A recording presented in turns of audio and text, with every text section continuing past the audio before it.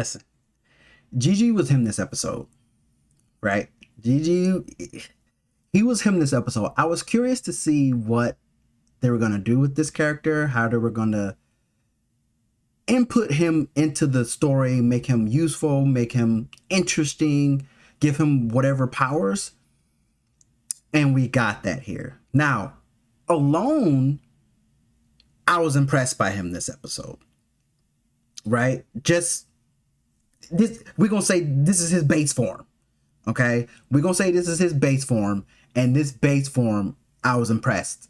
Just how he's saving Okarin and Momo here, and even Turbo Granny, right? He's saving them here, right? He's just, look at this.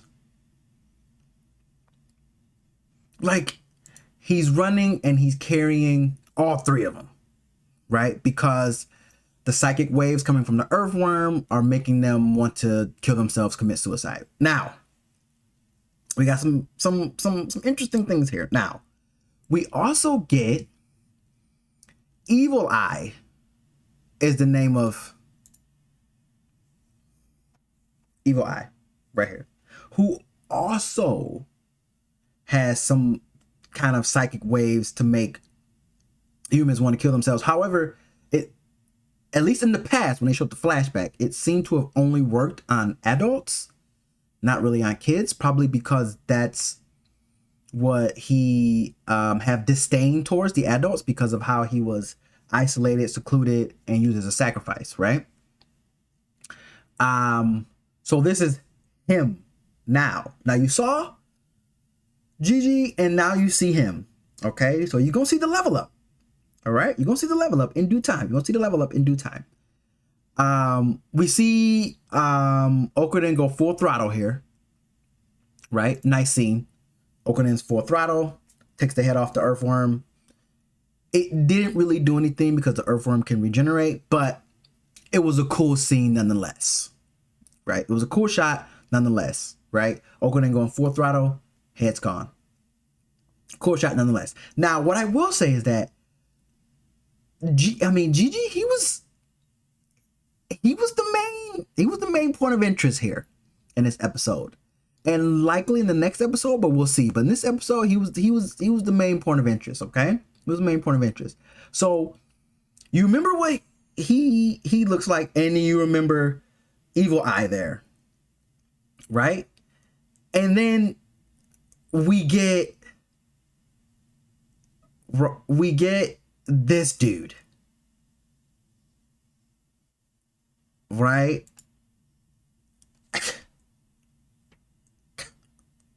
I mean, does he not look badass?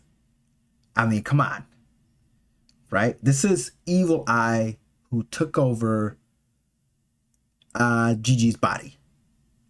He took over his body because he had high spiritual pressure. He had all these things, and now he wanted to use him as a vessel. So he's always wanted to take over his body, and he finally did it because he took advantage of the fact that JiJi is kind, and he wanted to help him and so on. So he took advantage of that, took over his body, and this is what we get. We get this dude who looks like a Mortal Kombat character. He looks like a Mortal Kombat character, but he's like he reminds me of like a soccer player. Right? Like, watch this scene here. Like, come on. Like, a soccer player, it's sick. It's sick. Listen, Dan the Dan is like this dark sci-fi, witty, nutty kind of just does what it wants, right? But it works.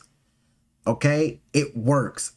This episode was again about JiJi, and in the backstory, we find out that Evil Eye, he was a sacrifice, and again, that's probably why he has that disdain for the adults, and why his eye psychic powers only worked on adults. I'm assuming, I could be wrong, but I assume that's why. Now, I don't know if he was the first ever sacrifice or what, but it really focused on him. It really focused on Evil Eye here. and now Evil Eye psychic waves blocks out the Earthworm psychic waves. So and that's what woke up Momo and Okaden from trying to, you know, kill themselves because of the Earthworm. Okay, the Earthworm was the reason why they were the psychic waves were working on them, not Evil Eye. So again, I think Evil Eyes, when you look in his eyes, I think it only works on adults. I could be wrong. And again, I'm saying that because I think that's where the disdain comes from. I could be wrong. However, when Evil Eye took over JiJi's body, he did say he's gonna like murder and like kill the humans and make them commit suicide. So he said that generally. So I don't know if that means the kids too or just the adults, but that's what he said. Now, I enjoyed this episode. Okay, I enjoyed this episode because it didn't really focus on the two main characters. It focused on JiJi. And now some may say that JiJi he could be considered a main-ish character, but I wasn't sure what to expect from him. Now, I've not read the source material, so I wasn't sure what to expect, but I am impressed. Now, the ending scene with potentially Okaden full throttle there, Evil Eye, JiJi, Fuse are gonna fight next episode. I mean, it's crazy, and this is what I mean. Like look at this scene here, and you see the Evil Eye and JiJi Fuse. Dude's in his drawers. Okay, dude's just in his drawers, and I'm assuming JiJi's gonna be able to control this and go in and out of that form, you know, if he wants to, kind of like how Okaden does it as well. One thing I will say, Okaden, I confuse his name because it reminds me of Steins Gate, right? His name really, it reminds me of Steins Gate when I hear them say it, right? But again, it's spelled differently, but it kind of sounds the same. But I enjoyed this episode of Dan to Dan. I enjoyed this episode of Dan to Dan. Again, Dan to Dan, it's just witty, sci-fi, dark, funny, and it's just a good time, in my opinion. I like this. I like this anime series. So I'm curious to see where this is gonna go. Are they actually gonna fight? Because keep in mind, we still got that Earthworm out there. I'm pretty sure Evil Eye fused with JiJi didn't defeat it, so it's still out there. Last we saw Okaden after he went full throttle, he was paralyzed, but now he's back. So they're not gonna fight to the death. Okay, let's just be real. They're not gonna make them fight to the death, but they may squabble a little bit. They may throw some hands or some feet a little bit, you know. But I'll give this episode an 8. I enjoyed it. It was entertaining. It's a nice.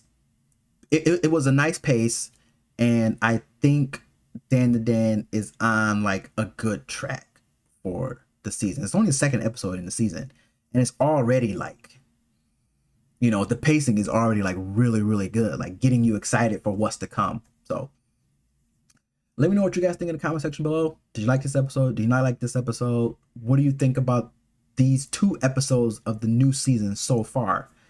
And what do you think about Dan Dan as a whole? Let me know in the comment section below. That's all I have for this one. Thanks for watching. And as usual, keep on keeping on.